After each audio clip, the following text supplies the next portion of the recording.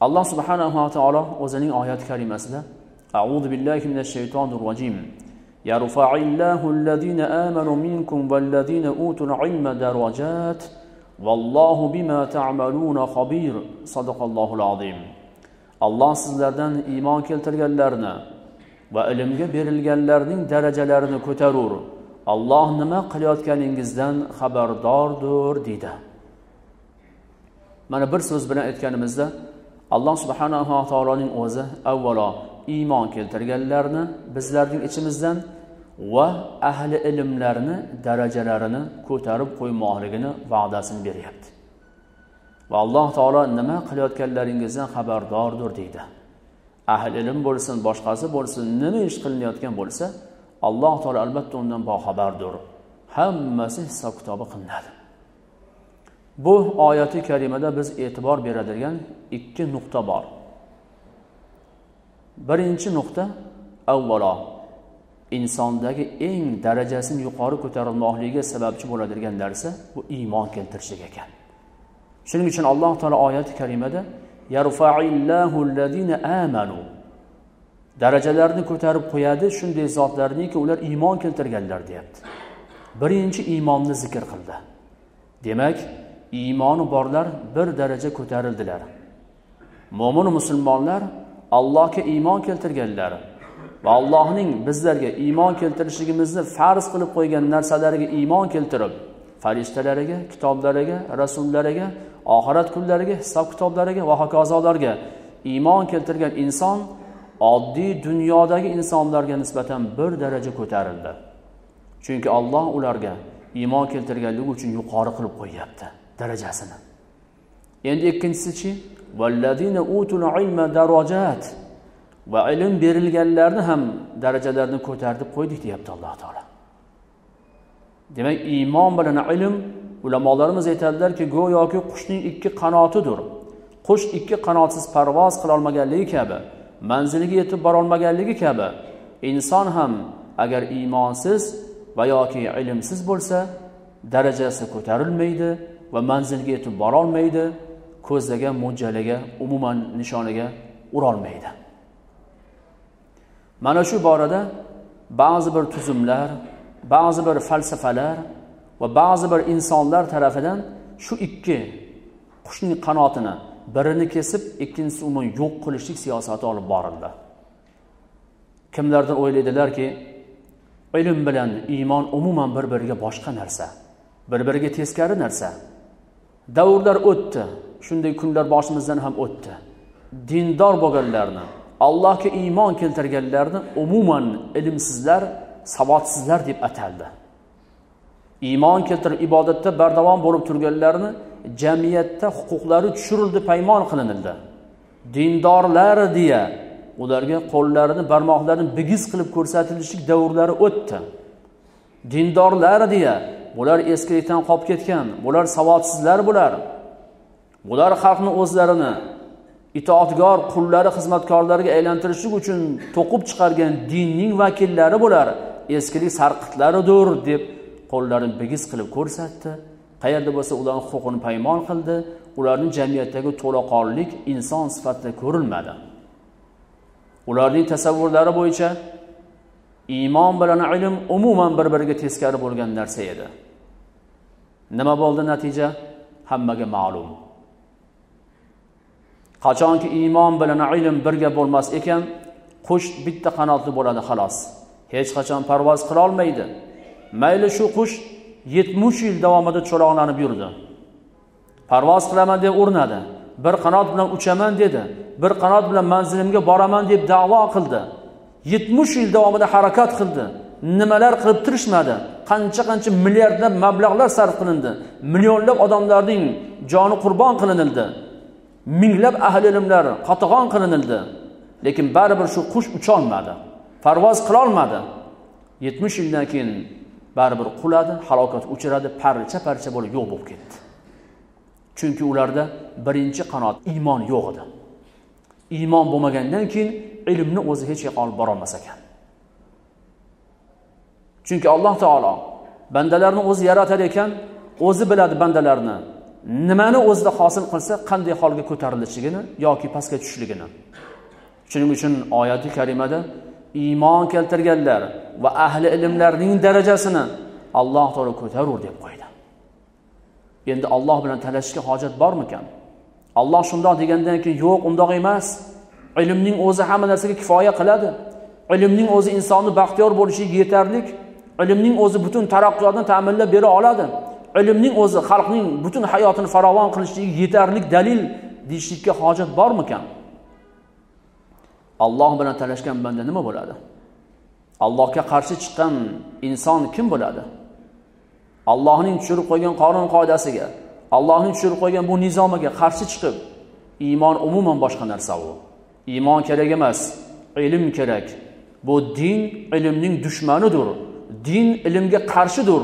Shuning uchun dindorlar maktablarga qarshidir degan siyosatni, falsafani olg'a surgan dahriylar davri o'tdi. Alhamdulillah o'tib ketdi. Aslida biz tariximizni ko'rib chiqadigan bo'lsak, qachonki o'zimizni yurtimiz miqyosida oladigan bo'lsak ham, qachonki iymon baquvvat bo'lgan paytida yurtimiz ilm bo'yicha ham dunyoga ustoz bo'lgan va qachonki iymonga nisbatan e'tibor susaydi, ilm borasi ham sekin-sekin tanazzulga uchrash boshlandi. Bir tariximizga nazar solaylik.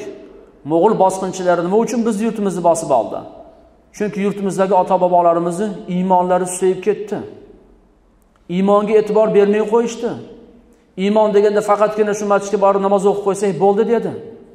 Namozni o'qib chiqib choyxonalarda nimalarni qilsa qildi. Qimorbozlik kuchayib ketdi. Qo'chqor urushtirishlar kuchayib ketdi. Har xil bo'lmag'ur gunoh ma'siyatlar kuchaydi. Podshohlarimiz manmansirab qoldi. Atrofdagi boshqa mamlakatlarning rahbarlari bilan o'zaro aloqalar, suruqlar, shartnomalar tuzishni o'rniga ularga yuqoridan turib qaraydigan bo'lib qoldi. Ularni mensimadi. Kibru havoga berildi, maishatga berildi. Natijada bir necha barobar askari va harbiy tarafdan zaif bo'lgan Chingizxon boshchiligidagi mo'g'ullar dunyoni titratib turgan Xorazmshoh boshchiligidagi bizning yurtimizni arzimas muddatda bosib, kulini ko'kka sovurdi. Nimaga? Chunki xalqimizning iymoni zaiflashib ketgan edi. Iymon zaiflashganligi uchun ilm ham yo'qolgan edi. O'sha paytda kashfiyotchilar, ixtirochilar, yangi fanlarga asos solayotgan insonlar yo'q edi. Xalqimiz yurtimizning himoyasi uchun, vatan himoyasi uchun ilm bilan harbiy tarafdan salohiyatni kuchaytiradigan olimlarimiz, mutaxassislarimiz yo'q edi.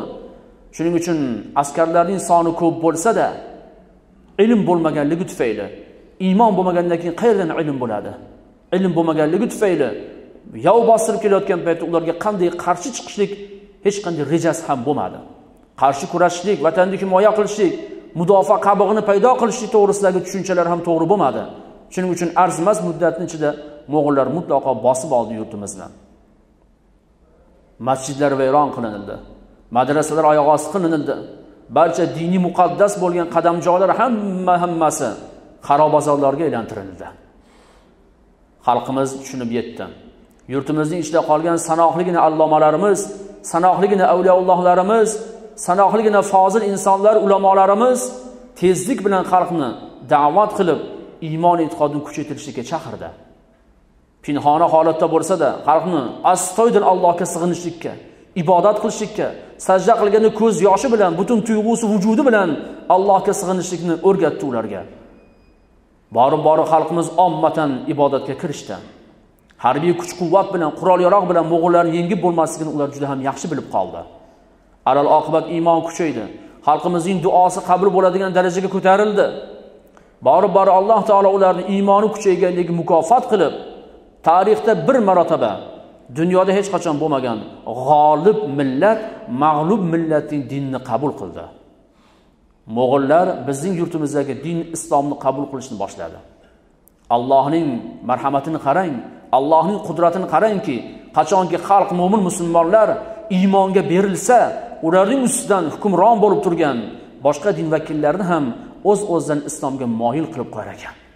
Borib Chingizxonning avlodlari musulmonlarga aylandi. Va musulmonchilikda katta ishlarni qildi. Ibodatda, taqvoda barchaga namuna bo'ladigan ishlarni qildi. Buni hammamiz tarixdan yaxshi bilamiz. Oradan bir necha yuz yillar o'tdi yana. Yana sekin-sekin xalqimiz beparvolikka berildi. Xalqimiz bameli xotirlikka berilib qoldi. Go'yoki hamma yoq gul guliston, hamma yoq jannat makon. Hech qanday yov bizning yurtimizga bosib kela olmaydi.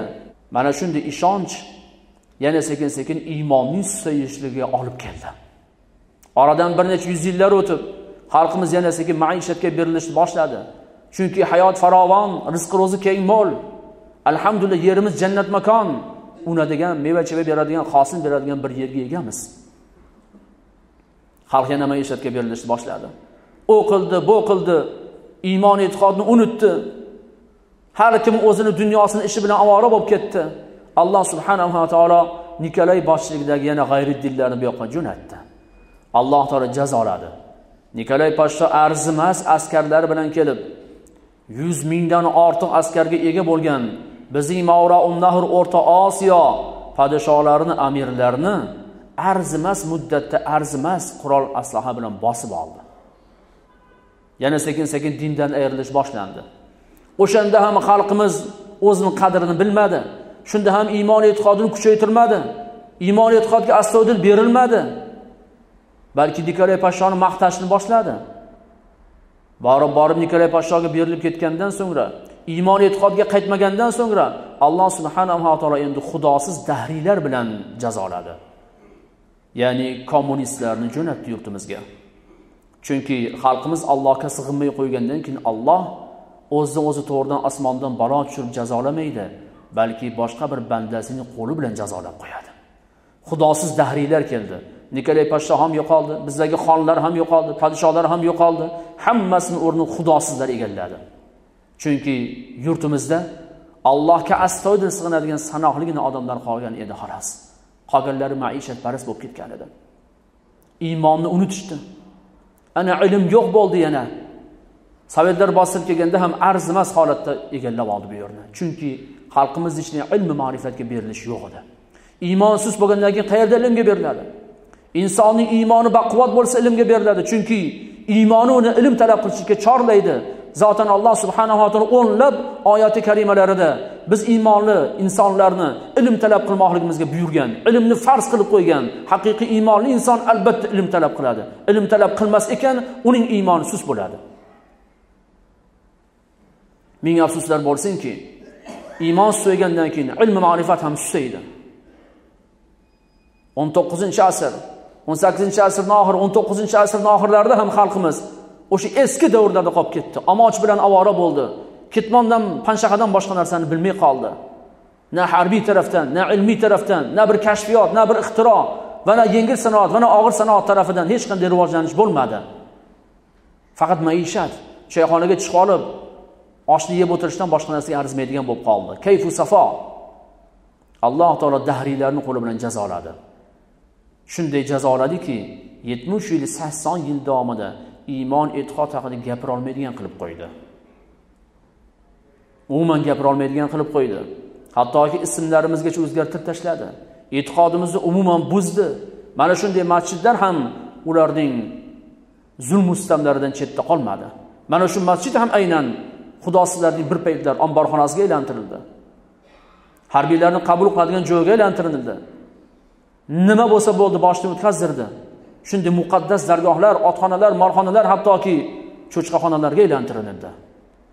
Nimaga? Chunki xalqimiz na iymoni va na ilmga berilmay qo'ydi. Qushning ikkala qanoti ham singan edi. Umuman parvoz to'g'risi o'ylashga ham haqqi yo'q bo'lgan bir xalq bo'lib qoldi. Alloh insof berdi, tavfiq berdi. 70 yilning ichida yurtimizda qolgan sanoqligina ilmli odamlar, iymonli insonlar yerto'larida yashiringan holatda tuni bilan Allohga tinmasdan sajda qilib, tahajjud namozlari, xatm Qur'onlar qilib va barcha diniy kitoblarni o'qib, xatmlar qilib, ustozlar bilan birgalikda duo qilib Allohdan so'radi. Alloh taolo 70 yil davomida sinadi shu xalqni. 70 yillik tinmasdan qilingan duolar, chekilgan zahmatlar, to'kilgan qonlar, minglab allomalarimizning shahidliklari, qurbon bo'lishliklari, vatanparvar haqiqiy yurtimiz uchun jon fido qilgan buyuk insonlarning jonini qurbon qilishning evaziga Alloh subhanahu va taolo yana 91-yilda bizga ozodlikni berdi. Hurriyatni berdi. Mustaqillikni berdi. Buni urush bilan olganimiz yo'q-ku, janjal bilan olmadik-ku. Bu ustoz murabbiylarning, ahli ilmlarning, ahli taqvolarning, ahli iymonlarning duolarining sharofatlari bilan bo'lmadimi? Dunyoni titratib turgan shunday bir Sovet imperiyasi parcha-parcha bo'lib, to'zgan pat kabi, chang kabi bo'lib ketdi. Undan asar ham qolmadi. Hammasi Allohning marhamati bilan bo'ldi. Va iymon ahlilarining ilmga berilishligi bilan, taqvoga berilishligi bilan, Allohga astoydil bandachilikni izhor qilishligi bilan shu narsa bo'ldi. Azizlar, mana hozir alhamdulillah iymonimizni kundan kunga mustahkamlab boryapmiz. Shuning uchun yurtimizdan mana shunday yana katta ahli ilmlar chiqishni boshlayapti. Buni misolida bemalol qo'rqmasdan murabbiylarning murabbiysi, ustozlarning ustozlari bo'lmish ustozimiz Shayx hazratlarini ayta olishimiz mumkin.